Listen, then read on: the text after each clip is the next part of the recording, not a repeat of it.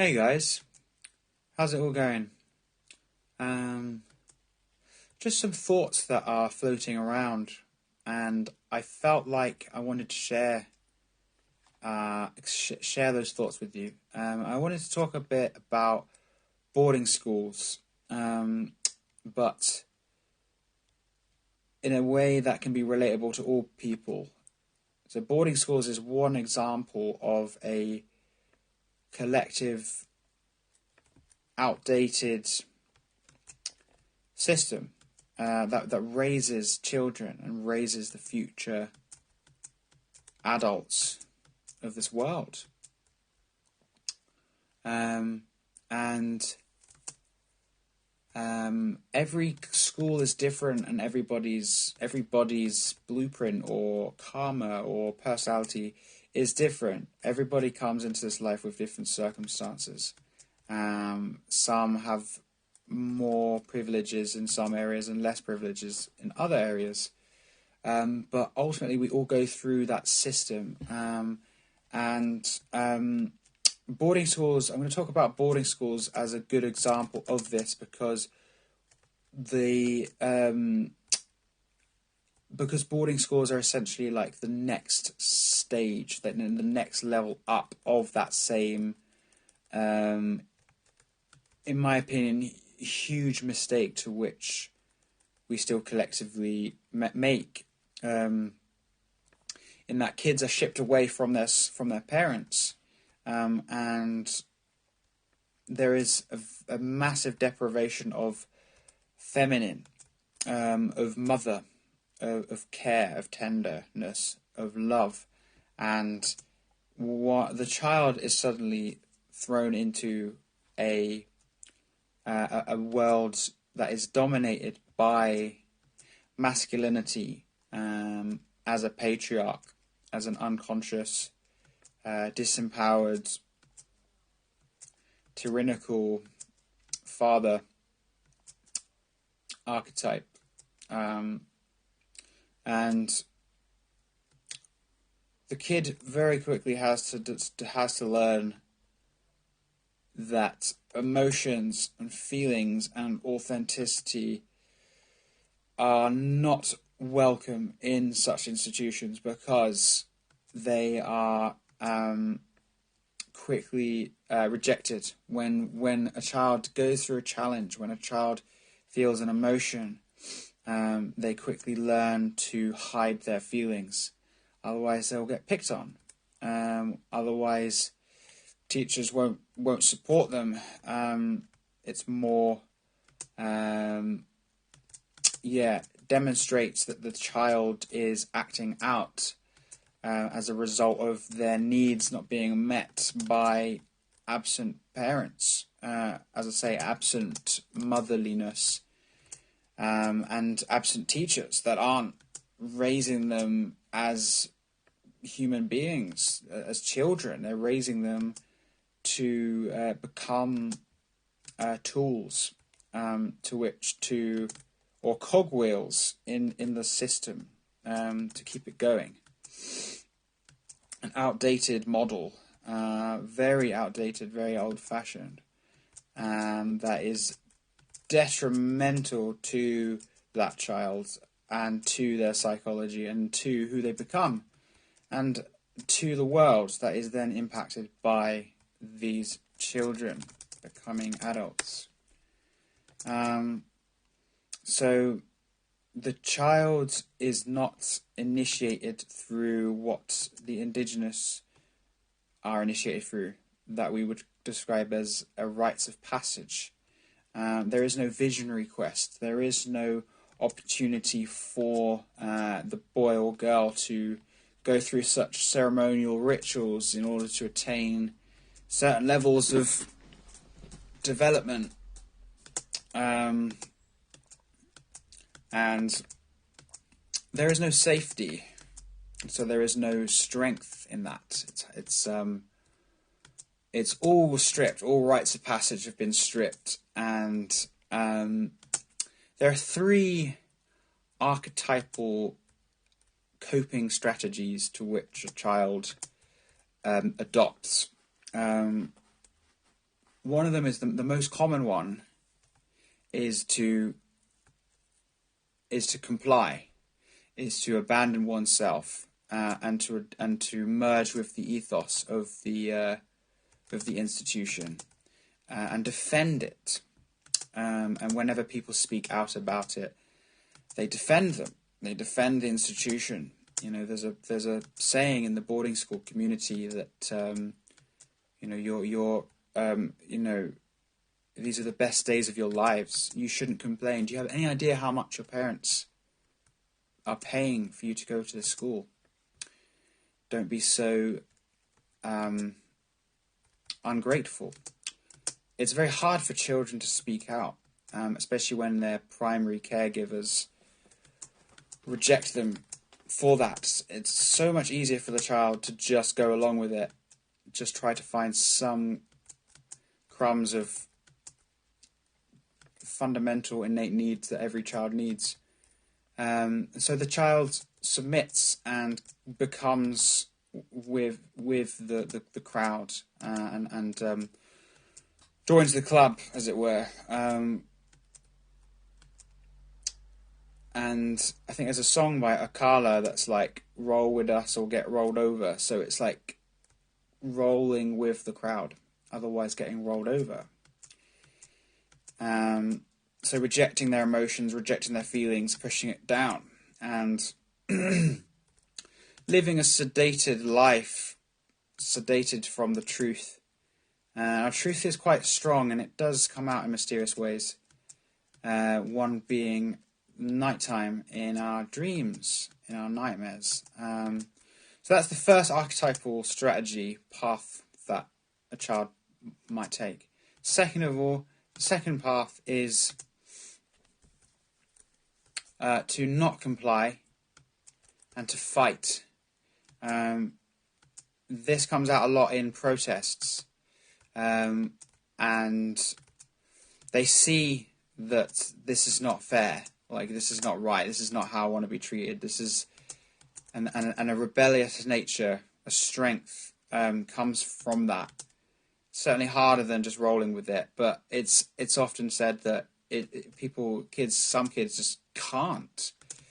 For instance, I just could not put on that costume. Now, I partially did due to fear, and submitted. It's not just, you're one of the three paths. It's a bit of all three, and to varying degrees.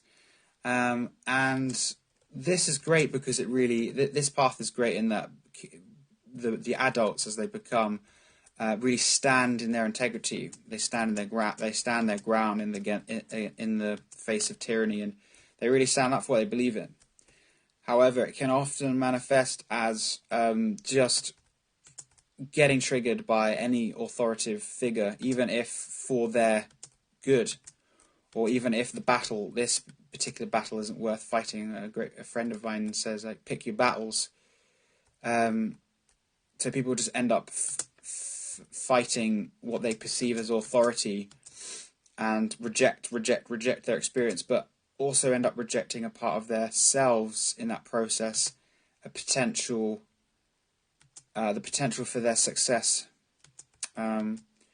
Working under a team, for example, if you can't work with your boss, it can be hard to make your way in that job, in that career path, which may or may not be good. The third archetypal path is not submitting in their minds, but perhaps not being strong enough, perhaps not having a good start from their family. Perhaps family life isn't good either, and for some reason they cannot fight, and they withdraw in themselves. A small kid in the face of big kids. One would argue that actually it's quite wise to not fight, because that kid knows he can't win. Might as well save him the trouble of being beaten up, put in a hospital, what have you. Especially from the teachers, as that the rights for beating children was only just been introduced, I believe, in the 70s. Like, this is like just 60 years ago. Isn't that mad? So those are the three archetypal paths. And I'm curious where you find yourselves in that. Do you relate to this? Do you resonate? How much of that shines as true for where you're at in yourself psychologically and where you're at in your life? Why is this important? Why do I feel like this is worth sharing about? I just want to put it out there that it's not about, because there's one argument from pro boarding schools people. They're like, oh my God, you're just whinging. They were the best times of your lives. Why don't you just make use of it? It's not about adopting a victim mentality. I'm not encouraging that at all. That is to say, I'm certainly not going to call anyone out for that and give anybody a hard time for that. But I would encourage to not be a victim in this, but to recognise that we were all victims of child abuse to varying degrees, and that is essential. That is an essential step to which we must all take. Is that we were all victims of childhood abuse. That was just normalised. In 100 years' time, we're going to be looking back and we're going to be thinking, my God, like they used to do these things. They used to get the kids to police one another instead of like doing it themselves or whatever. So we are not victims, but we were victims. And during those dire times, it may not have been quite as dire for you, or you may just not have quite dropped the delusion yet, or it might have been really tragic for you that you've tried to shut it out. Wherever you are in that, we were all victims once, and during those dire times, we developed some quite severe coping strategies, and it was a strain. It was a strain on the system, and we weren't aware. We weren't conscious as kids. Generally, we're taught to look outside of ourselves, and our egos, our sense of selves, are being so shaped by this monstrosity of a system. And these psychological pathways, they've been developing throughout our lives unconsciously, and so I think it's really important to look at the past in the sense of where does it stem from? Why are you the way you are? And where do the patterns that conjure your personality, where does it stem from? And first of all, be realizing that they're there. I recently realized, I've got quite a controlling nature. I can be quite controlling because I needed some certainty in my life. I needed to feel like I had some sense of agency, and I needed to know that I can safely steer my life away from pain if I can. I've developed quite a controlling way of being. So it can be really helpful to acknowledge these things and therefore make changes. So if you're new to looking into this stuff, whether you went to boarding school, whether you went to state school, whether you went to whatever, a school for quote unquote naughty kids, when actually it's probably just that the kids are just unhappy with the nature of how they're not getting their needs met and haven't developed the language needed to communicate, hey, I need a hug, or hey, I need you to show me in this moment that you've got my back, or whatever system you went through. You're not alone. We've all been there, and I just like to hold you in this moment, I'd really like to hold you in my heart and just nourish you and let you know that, hey, like, it's going to be okay. We're going to get through this. You know, if you feel like you are a victim in your life, I just want to hold that as well. It's okay. It's okay, and that together we can come together. We can step into our power. We can reclaim our power from these institutions that have really, really devastated the country, the world, the psyche. So let's come together now and step into our power, shall we? And learn. So yeah, I've been reading a book called The Making of Them, The British Attitude, Children and the Boarding School System by Nick Duffel. If anyone wants to read into this stuff, really recommend it. And I've also just attended a retreat, and it's going to be made into a documentary called Boarding on Insanity, and the trailer is out now. Do let me know if you want to see the trailer.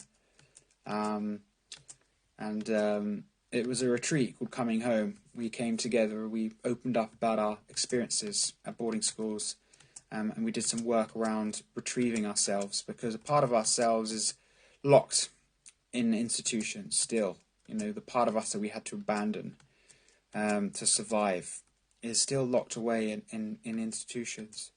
And so soul retrieval work plays a big role here. And so that's what we did at the retreat. If anyone wants to know more about this or just connect about such topics, yeah, please do let me know. It'd be really cool to connect.